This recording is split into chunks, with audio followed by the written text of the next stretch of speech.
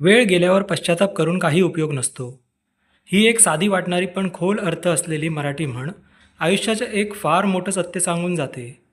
आपण दररोज 24 तास वापरत असतो. काही वेळा जाणीवपूर्वक, काही वेळा निष्काळजीपणे. पण खरं तर वेळ म्हणजे काय? ती फक्त घड्याळाच्या काट्यांमध्ये सापडणारी गोष्ट नाही. ती तर आपल्या आयुष्याचा पाया आहे. कारण वेळ म्हणजेच आयुष्य.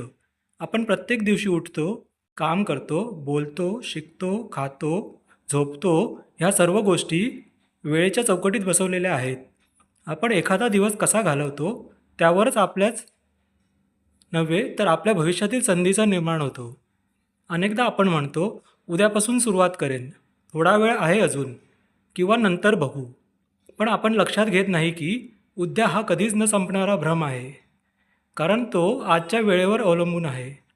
माझ्या लहानपणी एक अनुभव झाला होता, जो मी अजूनही विसरू शकत नाही. मी 5व्या इयत्तेत असताना शाळेत एक निबंध स्पर्धा झाली होती. शिक्षकांनी 2 आठवड्यापूर्वीच विषय सांगितला होता, पण मी प्रत्येक वेळी म्हणत राहिलो, अजून वेळ आहे, नंतर लिहीन. शेवटी स्पर्धेच्या आदल्या रात्री मी निबंध धडपडत लिहिला आणि दुसऱ्या दिवशी ऐनवेळी काही ओळी विसरून गेलो. स्पर्धा गडबडीत पार पाडली आणि मला काही बक्षीस मिळालं नाही. पण त्याहीपेक्षा महत्त्वाची गोष्ट म्हणजे मला जे लिहायचं होतं ते मी वेळेवर केलं नाही आणि त्या संधीचं सोनं करता आलं नाही. त्या दिवशी वेळेचा अपमान म्हणजे संधी गमावणं हे मी पहिल्यांदा अनुभवलं. हे फक्त माझंच नव्हे तर आपल्यापैकी अनेकांचं वास्तव असू शकतं. वेळ हा एक असा शिक्षक आहे जो पहिल्यांदा परीक्षा घेतो आणि नंतर धडा शिकवतो. हेच कारण आहे की अनेक महान व्यक्तींनी वेळेच्या महत्त्वावर खूप भर दिला आहे. महात्मा गांधी, ज्यांनी आपण राष्ट्रपिता म्हणतो, ते स्वतः अतिशय शिस्तबद्ध आणि वेळेचे काटेकोर पालन करणारे होते. त्यांचे संपूर्ण वेळापत्रक ठरलेले असे.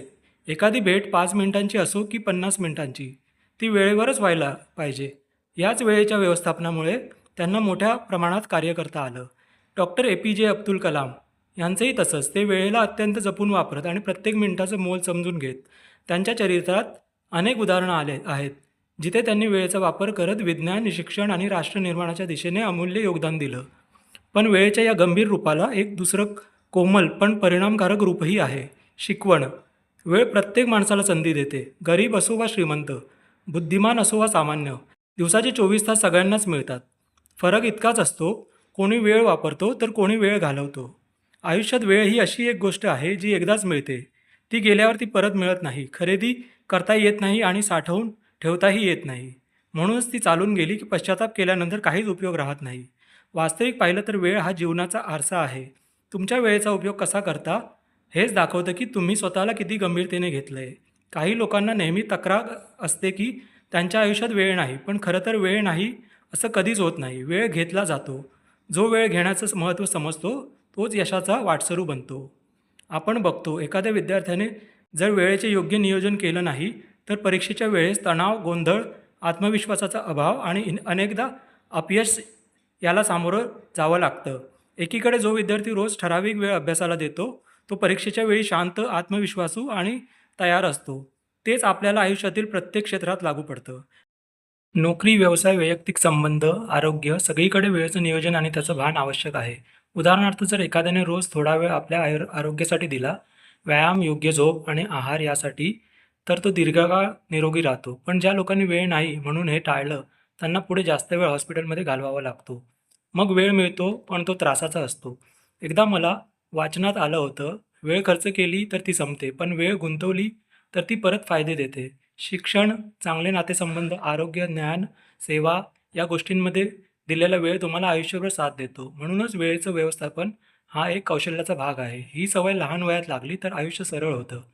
सुरुवातीला टू डू लिस्ट बनवणं, कामांना प्राधान्य देणं, सोशल मीडियाचा मर्यादित वापर करणं, झोप आणि खाण्याच्या वेळा निश्चित करणं हे साधं वाटणारं पण प्रभावी पाऊल आहे. आजच्या युगात विशेषतः तरुणाई वेळेच्या वापरात मागे पडत आहे. मोबाईल गेम्स, सोशल मीडिया या सगळ्यांनी मनाला गुंतवलं आहे. काही वेळा आपण लक्षातही घेत नाही की एका रील मागे दुसरी रील बघत बघत 1 तास कसा गेला. पण पुढे जाऊन हाच तास जर पुस्तक वाचण्यासाठी, एखाद्या स्किल शिकण्यासाठी किंवा आईबाबांशी बोलण्यासाठी वापरला असता तर त्यातून निर्माण होणारा अनुभव फार वेगळा असता. वेळेला खऱ्या अर्थाने समजून घेतल्यावर माणसाची वृत्ती बदलते. तो कोणतीही गोष्ट पुढे ढकलत नाही. त्याच्या कामामध्ये चिकाटी येते, शिस्त येते आणि आयुष्याबद्दल जबाबदारी येते. वेळ म्हणजे एक साधन आहे. तुम्ही ते हातात घेतलं तर ते तुम्हाला घडवेल आणि जर दुर्लक्ष केलं तर ते साधन तुम्हाला तोडून टाकेल. प्रसिद्ध लेखक बेंजामिन फ्रँकलिन म्हणतो, "lost time is never found again." आपण वेळ गमावला तर तो परत मिळणार नाही, कधीच नाही. म्हणून प्रत्येक क्षणाचं महत्त्व ओळखा. वेळेचा अपमान करणारा माणूस फक्त इतरांवरच अन्याय करत नाही, तर स्वतःच्याही स्वप्नांवर अन्याय करतो. जेव्हा आपण वेळ वाया घालवतो, तेव्हा आपण संधी, प्रगती आणि समाधान या सगळ्यांना हरवतो. शेवटी हे लक्षात ठेवा, आयुष्य म्हणजे वेळ. तुम्ही वेळेचा आदर केला तर आयुष्य तुमचा आदर करेल. वेळेचं खरं महत्त्व कधी उमगतं, जेव्हा एखादी संधी आपल्या हातून निसटते. जेव्हा आपण शेवटच्या क्षणाला धडपडतो, जेव्हा आपण मागे वळून बघतो आणि म्हणतो, "जर थोडा वेळ दिला असता." म्हणून आजपासूनच ठरवा. प्रत्येक दिवस, प्रत्येक तास, प्रत्येक मिनिट एक संधी आहे. जगा ती संधी, स्वीकारा ती वेळ आणि तयार व्हा आयुष्य जिंकण्यासाठी. वेळ जात नाही, आपण जातो. ही ओळ केवळ एक विचार नसून एक आत्मपरीक्षण आहे. वेळेला ओळखा, वापरा, जपा, कारण तीच आयुष्य बदलते. तर मित्रांनो, तुम्हाला ही कहाणी आवडली असल्यास चॅनलला लाईक आणि सबस्क्राईब करायला विसरू नका. लवकरच भेटू अशाच एका मोटिवेशनल कहाणीबरोबर. तोपर्यंत स्वस्त रहा, मस्त रहा, आनंदी रहा. धन्यवाद.